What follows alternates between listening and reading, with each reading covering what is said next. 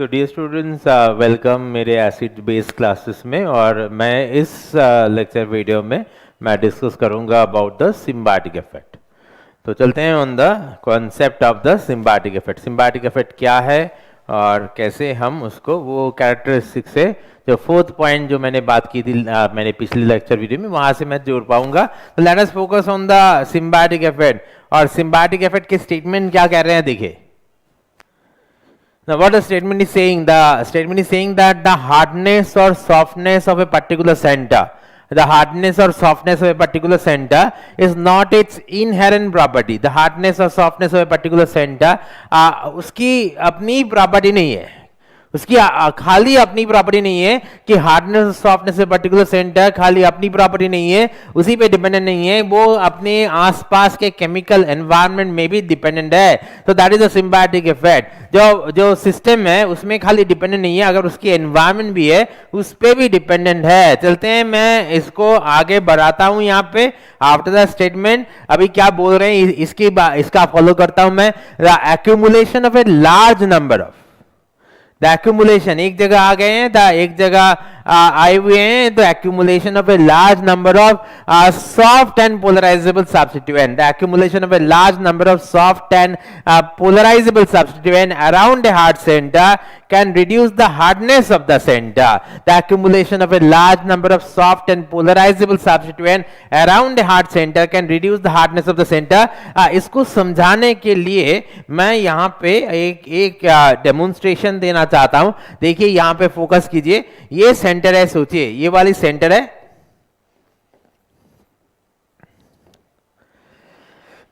सो हम पढ़ रहे हैं symbiotic effect.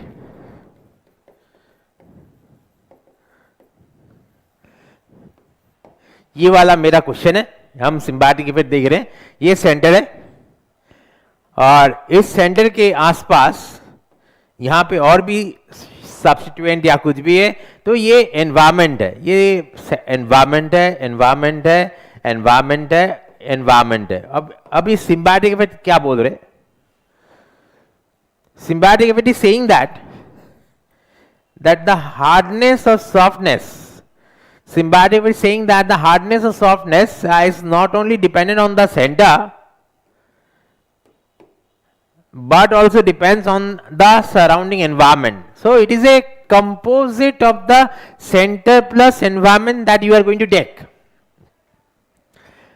For example, suppose we are talking about a center that is hard and there are the substituent around the heart that is highly polarizable substituent. So let us call that very soft substituent, and the substituents are very soft, and then though the center is hard but the hardness of the center will decrease.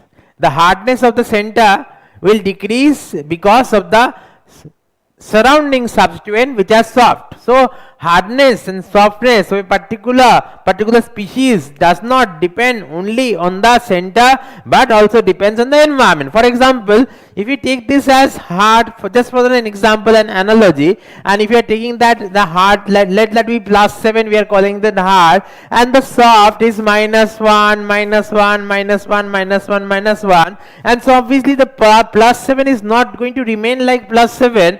+7 value is going to decrease because there are minus around that. So it's not that +7, then you are only going to focus on the +7, you are not going to think on the -1. For the total, what is the total value, you must see the +7 also, you must see the -1 also. That is, they are calling the symbiotic effect, that hardness or softness of a particular center, particular species does not only depend on the center but also depends on the surrounding environment. अभी ये वाला analogy था, यहाँ पे देखिए आप समझ में आ रहा है कि नहीं? Now see whether you are getting the point or not. The accumulation of a large number of soft and polarizable substituent around a hard center can reduce the hardness of the center. So that is what I was telling about. There is a hard center and there are around many soft particular substituents are there. They are polarizable, they are diffuse, and hence the entire species cannot be now only called hard. The hardness is going to come down. Now let us go to the next particular point. Now, next point says about the similarly on the same ground, similarly the addition of a large number of non-polarizable, that is hard. Non-polarizable means what? That is compact, that is hard. And similarly, the addition of a large number of non-polarizable substituent and to a soft center can reduce the soft character of the center. This phenomenon is known as the symbiosis or symbiotic effect. That means I mean to say that whenever we are talking in terms of that, so let me give the same analogy over here, and I mean to say that you have this center, and let us suppose that you have center, soft center. Now the surroundings, suppose that the surroundings, the environment, they are hard, and they are hard. This is hard and this is hard, like that. And so you focus on the center, and then if you are only focusing on the center, you may go wrong with the entire molecule. And because on the center that is soft, but the surrounding that is hard, and so because of the hard surrounding, and the entire molecule will get some hard characteristic over there also. And because that is not the center, and that is the entire molecule is not dependent on the center, the entire molecule, the hardness, softness also depend on the surroundings also. It is a center plus surrounding, that is a system plus surrounding, that is important. It's not only the system that is important, the surroundings are also important, and that is going to make the universe. And probably you have studied in thermodynamics that system plus surrounding is the entire universe. So don't focus only on the system, focus also on the surrounding to understand the universe. That is what you call the symbiotic effect. तो जितना समझ में आ रहा है उसके हिसाब से मैं एक इलास्ट्रेशन देना चाहता हूं कि BF3 और BH3 ये वाली जो केस है, एक क्लासिकल केस है सिम्बायोटिक इफेक्ट की। तो पहले BF3 और BH3 में मुझे पहले एक स्टेज है जहां मेरा एक डिसीजन जोन है कि बेसिकली हम किस तरफ जाए, ये क्या एसिड है या बेस है, ये क्या लुईस एसिड है या लुईस बेस है, पहले ये वाली डिसीजन करनी है हमको। तो ये तो बेसिकली BF3 और BH3 आपको पता है कि यहां पे ऑक्टेट कंप्लीट नहीं है, एक वैकेंट ऑर्बिटल भी है। तो बेसिकली ये बेस नहीं है, ये एसिड है। इसके बाद मेरा एक डिसीजन, अगर बेस नहीं है तो ये डिसीजन तो चला गया कि ये हार्ड है या सॉफ्ट है, फिर एसिड में ये हार्ड है या सॉफ्ट है। अगर बेस तो नहीं है तो ये एसिड की बात करते हैं अभी कि BF3 और BH3 में कौन सी हार्ड है और कौन सी सॉफ्ट है। अब तक आपको पता चल के आप कृपया इस गलती को दोबारा मत कीजिए कि BF3 good acceptor, BH3 bad acceptor, मत कीजिए, because we are not talking about thermodynamic type of concept like a better acid or not a good acid. I'm not talking on that. I'm talking on the compactness of the electron charge cloud.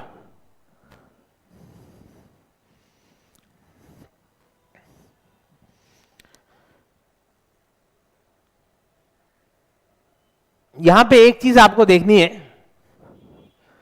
इसका जो reason आएगा मेरे, आप periodic properties या chemical periodicity के lecture videos आप देख सकते हैं, वहां पे मैं डिटेल्स में डिस्कस कर रहा हूं कि H माइनस और F माइनस ये वाली केस कौन सी ज्यादा साइज है और क्यों ज्यादा साइज है। अभी ये वाली वो क्लास नहीं है, तो वहां का रेफरेंस इसी लेक्चर वीडियो जो पीरियोडिक प्रॉपर्टीज या केमिकल पेरियोडिसिटी की मेरी लेक्चर वीडियोस होगी, वहां पे आप देख लेना, वहां पे डिटेल्स में डिस्कस कर रहा हूं। लेकिन यहां पे देखिए, अब याद रखिए H माइनस 208 पिकोमीटर है और 133 पिकोमीटर F माइनस की है। तो जैसे मैं बात कर रहा हूं यहां की, मेरे पास एक केस है, ये BF3 वर्सेस BH3 वाली, where from I am trying to discuss with you all symbiotic effect. Now I told you that first I will go with respect to whether that is an acid or a base, Lewis acid or Lewis base. Now because that is electron octet not completed, this is not a base, and then we are going to focus on whether that is hard or soft. So which one is hard and which one is soft with the BF3 and BH3 you are talking about.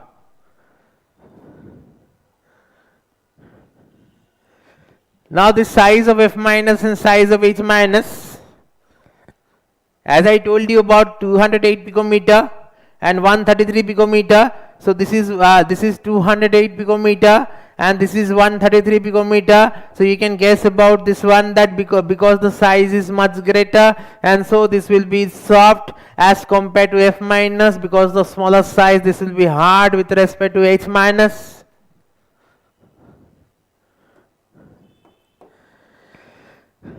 Now focus on the symbiotic effect like this. We have this B3 plus over here. We are focusing on the ionic model to make you understand the symbiotic effect.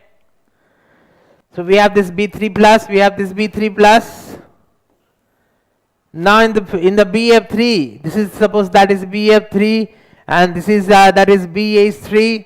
So in the BF3, what we are focusing here, the BF3, we are having this F minus, F minus, F minus. So this is an accumulation of F minus over B3 plus. And for the BH3, we have accumulation of H minus, H minus, H minus, like this. So here, if you focus on the B3 plus, though this is B3 plus and this is also B3 plus, and so there is no comparison. But whenever there is no comparison, and we focus on our intuition that we must decide whether that is hard or soft. अगर यहाँ पे B3 plus है और यहाँ पे B4 plus होती, अगर B4 plus होती तो मैं जरूर कहता कि ये B4 plus hard है और B3 plus soft है. अगर ये B4 plus ना हो कि B2 plus होती तो मैं जरूर कहता कि B3 plus hard है और B2 प्लस सॉफ्ट है with respect to each other. लेकिन क्योंकि यहाँ पे B3 प्लस का मुकाबला B3 प्लस से ही है, तो इसके हिसाब से यहाँ पे कोई कंपैरिजन नहीं है. तो उसके हिसाब से मैं बात कर रहा हूँ कि B3 प्लस और B3 प्लस में मैं अगर B3 प्लस को हार्ड बताऊं या सॉफ्ट बताऊं, मेरे हार्ड बताने पे ज्यादा बच्चे मतलब बोलेंगे हाँ सर सही किया है, और ना कि मेरे सॉफ्ट बताने में ज्यादा बच्चे खुश होंगे, बोले सही किया है. तो that we are calling intuition, that whenever we must decide. तो मुझे एक डिसीजन लेना है. सोचिए, एक मैंने मेरे पिछले लेक्चर वीडियोस में आप फॉलो कीजिएगा कि मैंने कहा था कि ये बाइसाइकिल जा रही है, वो बाइसाइकिल जा रही है तो उसके साथ जो धीरे जा रही है या जोर से जा रही है, तो मैंने कहा कि आपकी रेफरेंस पैरामीटर कहाँ पे है. एक बाइसाइकिल जा रही है, एक आदमी जा रहा है तो बाइसाइकिल जोर से जा रही है. और अगर बाइसाइकिल का कंपटीशन अगर हम मोटर बाइक से करें या गाड़ी से करें तो बाइसाइकिल धीमे जा रही है, तो कंपटीशन किसके साथ है उसके हिसाब से मेरा आंसर आता है. लेकिन कभी कभी ऐसा होता है कि मेरा कंपटीशन मुझे पता नहीं चल रहा है, तो फिर भी मुझे बताना है कि मैं अच्छा कर रहा हूं या अच्छा नहीं कर रहा हूं. तो उसका एक पैरामीटर सोचिए, मैं एक मोटर बाइक जा रही है, वह बहुत जोर से जा रही है, आपके पास से गुजर गए 150 किलोमीटर पर आवर में वो जा रही है. तो अब अगर किसी ने पूछा कि ये जोर से जा रही है कि धीरे जा रही है, तो उसके लिए आपकी कोई रेफरेंस पैरामीटर नहीं थी, तो फिर भी आप क्या कहेंगे, वो धीरे जा रही है, वो 150 किलोमीटर पे चली गई, क्या आप कहेंगे वो धीरे जा रही है, क्या वो सही होगा, या आप कहेंगे कि बहुत जोर जा रही है वो सही होगा.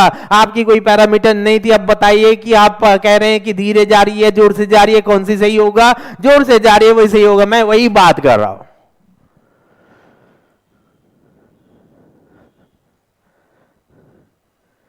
I'm just talking on that only. I'm saying that this is B3 plus and B3 plus. You don't have any competition over here.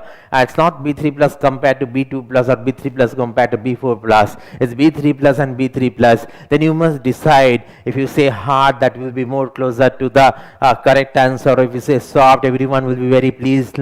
Now you need to decide. Now focus on this periodic position of boron. Boron, lithium, beryllium, boron. The size of boron from left to right. Period number 2. Size छोटी है, उसके ऊपर इसकी 3 plus charge है.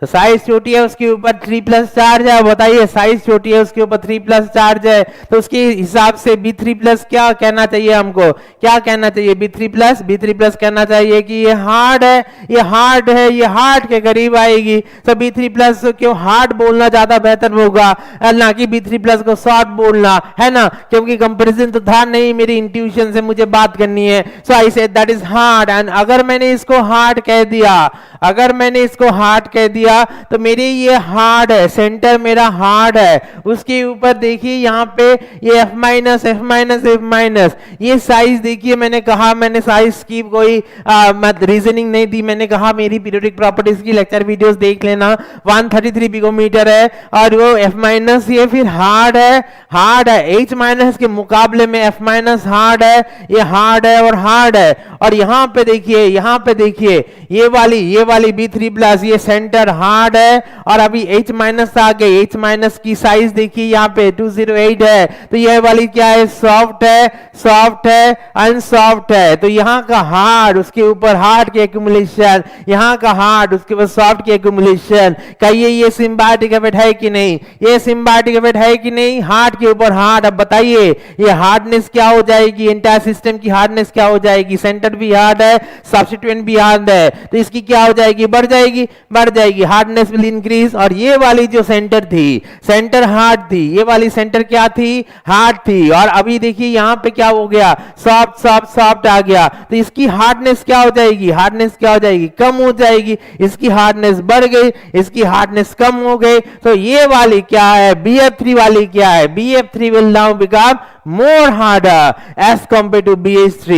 Now you can see here the center was hard, the center was hard, undecided, it's not dependent on the center, that dependent on the accumulation of the substituent, also the environment. And so F minus that was hard, H minus that was soft, so hard, the accumulation on hard over hard, hardness is increasing, hard soft, hardness is decreasing. So this is your symbiotic effect. Out of that we can say that the BF3 and BH3 both are acid, but BF3 therefore if we insist that one to be labeled as hard and one to be labeled as soft, then BF3 should be insisted hard acid, and BH3 with respect to BF3, with respect to BF3 that is in soft acid. So what is the lesson you are taking? आप घर में क्या lesson लेके जा रहे हैं? एक, जैसे सर ने कहा, सिस्टम इंपॉर्टेंट तो है, लेकिन पूरी डिसाइडिंग पैरामीटर फैक्टर नहीं हो सकती है, उसके साथ आपकी सराउंडिंग की भी स्टडी ज़रूरत है, तभी आपको यूनिवर्स की स्टडी मिल पाएगी। जिसका ये एनालॉजी मैंने बताया कि सेंटर इंपॉर्टेंट तो है, लेकिन उसके साथ आपकी सराउंडिंग या सब्स्टिट्यूएंट्स की भी स्टडी ज़रूरत है, तभी आप टोटल स्टडी कर पाएंगे। और जैसे जब हम छोटे थे तब हमारी माँ पिताजी बात करते थे, दोस्त बनाओ लेकिन देख के बनाओ, अगर गलत दोस्त हो गए ना तो तुम्हारी पूरी जिंदगी खराब कर सकते हैं। मतलब आप इंपॉर्टेंट तो है, लेकिन शायद पूरी तरह आपकी जिंदगी आपके साथ, आपके जो सराउंडिंग्स है, जो फ्रेंड सर्कल है या एसोसिएट्स जो है, उन पे भी डिपेंडेंट होती है, तभी आपकी पूरी जिंदगी की बात मैं कर सकता हूँ। लोग कहते हैं कि आपका बैंक बैलेंस बताने के लिए आपके करीबी 4-5 जो भाई बंधु है आपके, उनके बैंक बैलेंस का एवरेज निकालेंगे तो आपकी निकल जाएगी। इसलिए आप और आपके एसोसिएट्स मिलकर लाइफ होते हैं। फ्रेंड्स और एसोसिएट्स अगर सही चुने तो लाइफ बहुत बेहतरीन हो जाएगी, अगर ये नहीं अच्छी नहीं चुने तो लाइफ उतनी बेहतरीन नहीं होगी। इससे तो आप ही बेहतर है, जितनी इसको कम रखेंगे तो U इक्वल टू लाइफ भी हो सकती है। This is symbiotic effect that U plus your associates is life. Center is important but not totally important. Center plus surrounding is the entire study. And obviously in thermodynamics they therefore say that system plus surrounding is the universe. So ये वाली है symbiotic effect. Thank you very much dear students. इसके next lecture video में मैं कुछ problems लेके आऊँगा, practice करेंगे तो और भी बेहतरीन समझेंगे। Thank you dear students. मैं एसआरसी इस वीडियो से आपकी इजाज़त चाहता हूँ। आप खुश रहे, टेक केयर।